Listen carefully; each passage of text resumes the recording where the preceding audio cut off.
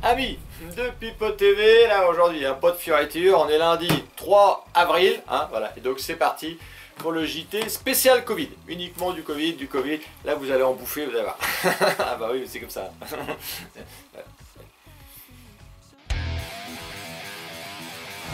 Alors là, on va se faire un petit point Covid-19, hein, ça fait longtemps que je n'avais pas parlé, ouais, c'est vrai, alors j'avais mis plusieurs petits trucs, parce que je voulais des petites infos, tout ça que je voulais vous donner, bon vous avez vu, mais je préférais les redonner aussi de moi-même, je vais les donner aussi par moi-même, et puis bah, c'est vrai que ça faisait longtemps, hein, ça faisait longtemps, je m'ennuyais un peu, et puis lundi, donc j'avais décidé quand même d'en parler cette semaine, et puis lundi, qu'est-ce que je regarde BFM TV, et sur quoi je tombe, et je vois un reportage sur le Covid. Avec spécialiste et tout, là je ne le connaissais pas, un nouveau spécialiste, très bon aussi, alors il faisait peur, hein, ça c'est sûr, et le titre en dessous, hein, c'était marqué, hein, Covid, la 10e vague.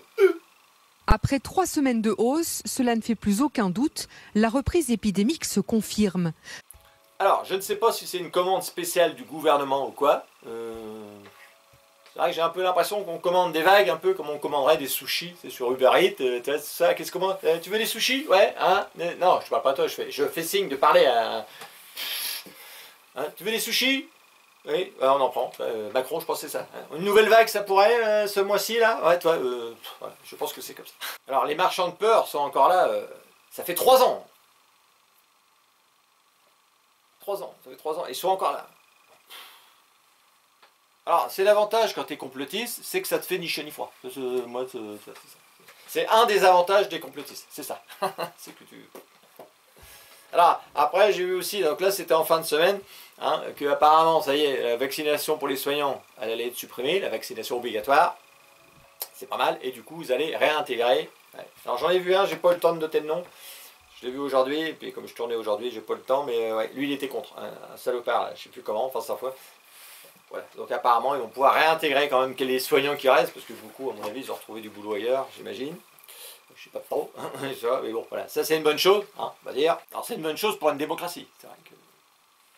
Parce qu'on n'est pas en dictature, attention, hein. J'entends pas... non, attention, non. Alors j'avais mis de côté un truc aussi là. C'est vieux, hein, c'est le 30 janvier, donc, donc ça fait un petit moment. C'était Martin Blachier, et je l'ai gardé parce que c'était bon quand même, hein. Il avait fait sa petite déclaration sur le plateau, hein, et il avait dit que plus les gens ont eu peur du Covid, plus ils ont eu de séquelles sur le temps. La peur a eu un impact sur la santé des gens. Sur la peur, c'est vrai qu'il y a des données aujourd'hui qui montrent, par exemple, il y a des gens qui ont suivi la population française et ils se sont rendus compte, et c'est des données qui sont à l'étude, mais que les gens qui ont le plus peur pendant la première vague sont ceux qui gardent des séquelles le plus longtemps possible. Donc c'est vrai que la peur a eu un impact sur la santé des gens, et ça, il y a des données qui sortiront pour le confirmer. En plus, alors, quelque part, c'est un peu la punition quand tu regardes un peu trop BFM TV, tu vois, ça c'est ça. Quand tu ingurgites de la merde, au bout d'un moment, ça joue sur ta santé. Ah, ça te rend malade, hein, ça c'est sûr. Ah bah oui. Alors c'est vrai qu'on en a fait, ouais, peut-être trop, ça c'est sûr. Et du coup, alors c'est vrai que moi j'ai fait beaucoup de vidéos là-dessus, ça c'est clair, et j'ai donné beaucoup d'exemples à l'époque. Et du coup, là j'ai recherché un peu comme ça, et là je suis retombé sur une vidéo, donc c'était l'adjointe à la mairie de Paris, hein, donc elle nous expliquait qu'on n'avait plus le droit de fumer dans Paris parce qu'on avait le masque. Et que c'était évidemment trop dangereux d'enlever le masque pour fumer, imaginez. Dans Paris, hein, dans la rue. Hein. Écoute. De fait, en tout cas, on ne peut pas, il est interdit de fumer, oui, dans la rue sans le masque, il est interdit d'enlever le masque. Donc il faut faire autrement, il faut trouver d'autres solutions. Ah, c'était un délire. Hein, on a vécu quand même en France un truc, alors sûrement dans les autres pays, mais je m'en branle des autres pays, quand on me dit, bah, il va voir ailleurs, je m'en branle d'ailleurs. Moi je sais ce que j'ai vécu en France, c'était quand même du grand délire, c'est fou. Comment on peut sortir de la merde pareil, quoi, Alors, toujours dans cette belle interview, il a dit pas mal de choses, mais du coup j'avais envie de le faire écouter aux gens. Hein, il rappelle que dans certains pays ou certains États des États-Unis, ils n'ont pris que très peu de restrictions. Donc eux, ils n'ont pas fermé de restaurants, ils n'ont pas fermé. Il y a des États qui n'ont quasiment rien fermé. D'accord. Bon, et ils ont le même taux de mortalité. À la fin, il n'y a pas eu une surmortalité exceptionnelle, effectivement. Les conséquences ne sont pas pires. Non, mais il faut le dire. Non, mais il faut le dire, mais il faut le dire à Gérard Leclerc. Il faut le dire à Gérard Leclerc. Mais voilà.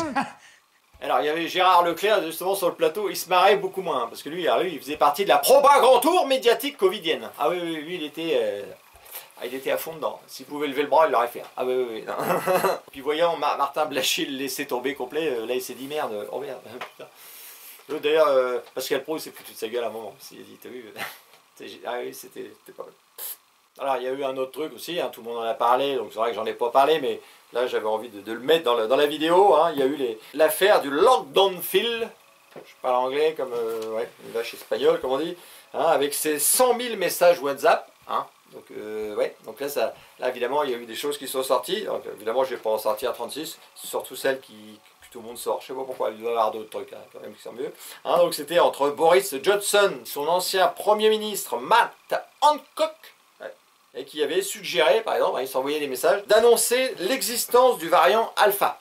Donc ils annonçaient des variants, hein, c'était donc pour faire respecter le confinement. Parce que les gens, ils ne voulaient pas trop respecter. L'autre, il a dit, bah, attends, on va te montrer, on va sortir un variant, on va alpha, et puis tu vois, les gens vont rester chez eux. Ouais, c'est ça. C'est vrai que les moutons, dès que tu leur annonçais un variant, tout le monde était, quand tu es lobotomisé, chez nous c'était pareil, hein, parce que là, ce qui sort là, ça a été la même chose chez nous, hein, on va pas se le cacher. Ouais. Ah bah le mouton, il y a un nouveau variant tout de suite. Alors ça ouvre les yeux quand même sur ce qui s'est passé en France, je pense. Alors nous les complotistes, bah, ils étaient déjà bien ouverts, donc nous ça nous choque pas, mais je pense que quand même il y en a qui doivent se dire merde, je pense. Je sais pas s'ils arrivent quand même à... Ouais, les gens sont tellement lobotomisés que des fois c'est dur après d'admettre que tu as plongé dans une merde. C'est dur ça.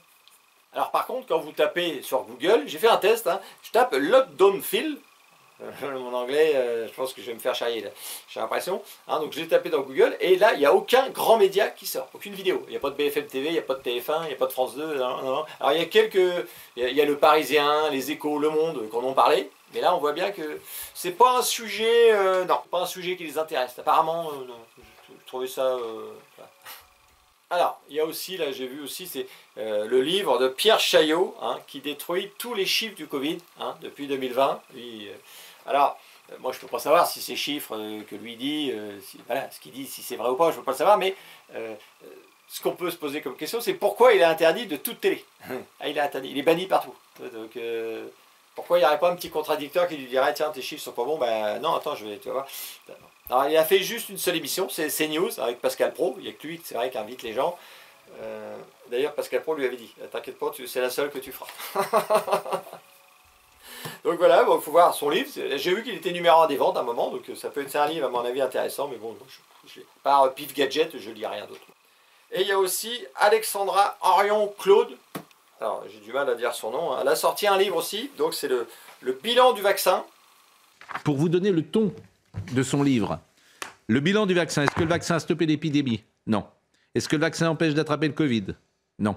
Est-ce que le vaccin empêche d'attraper à nouveau le Covid? Non. Est-ce que le vaccin empêche d'infecter les autres? Non. Est-ce que le vaccin empêche de mourir du Covid? Non.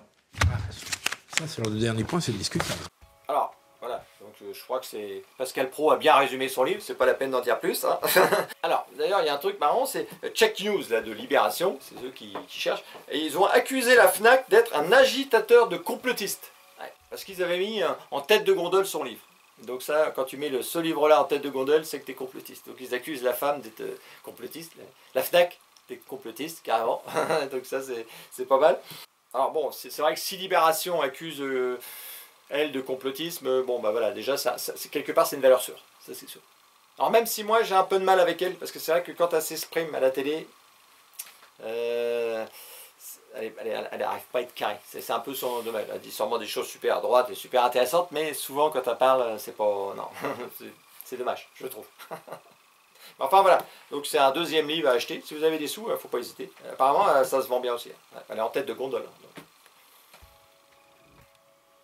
Alors, quand on voit tout ce qui se dit en ce moment, c'est vrai que ça balance un peu partout, hein, en Angleterre, en Belgique aussi, je crois qu'en Allemagne aussi, enfin voilà, hein, en France, on essaye de sortir des livres qui sortent. Et du coup, je suis retombé par hasard sur Jimmy Mohamed, le crasseux, ah oui, gros dégueulasse. Et je vous fais écouter ce qu'il disait à l'époque sur le vaccin dure Pfizer, 95% d'efficacité. Les laboratoires ont dit, en cas de mutation du virus, nous sommes capables de produire un nouveau vaccin dans les 6 semaines. C'est une révolution. On pourra peut-être retrouver une vie normale sous vaccination, que la vaccination empêche la maladie. En ce qui concerne la transmission, une étude montre qu'on empêche la transmission. Donc c'est plutôt une bonne nouvelle. Alors soit c'est un criminel, soit c'est un mec intéressé. soit c'est un fou. Comment on a pu vendre la soupe à ce point-là? Je comprends. Alors il avait quand même une petite ruse, hein, quand il finissait de parler. Par exemple, là, il avait dit, à la fin, il avait dit « La vérité de ce matin n'est pas celle de ce soir, ni celle de demain. » La vérité de ce matin n'est pas celle de ce soir, ni celle de demain, puisque en permanence, on adapte. Comme ça te permet de dire tout et n'importe quoi, hein, et d'avoir toujours raison. Voilà, c'est pratique. C'est pratique. Voilà, allez, terminé.